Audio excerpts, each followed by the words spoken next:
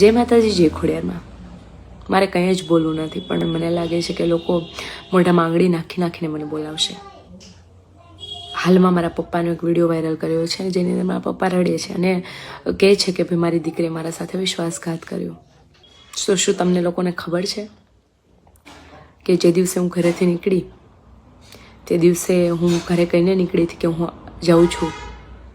મેં ઘરે મેસેજ છોડ્યો હતો કે મેં આ નિર્ણય લીધો છે મારા જીવન માટે. મેં મારી બહેનો સાથે વાત કરી હતી, મેં મારા પપ્પા સાથે વાત કરી હતી અને 2-4 દિવસ પછી અમે રૂબરૂ મળ્યા હતા આ વાતનો નિર્ણય લાવવા માટે. મારું ફેમિલી અને અહીંયાથી ફેમિલી, અને નિર્ણય આવ્યો હતો.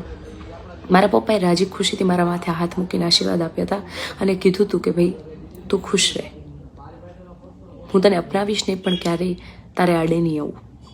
અને એવું તો છે નહીં ને કે હું દુનિયાની પહેલી એવી દીકરી છું કે જેણે લવ મેરેજ કર્યા. તો હું જ કેમ ચર્ચાનો વિષય? કેટલી પટેલ સમાજની એવી દીકરીઓ છે કે જે ભાગીને બીજે જ્ઞાતિમાં જાય છે,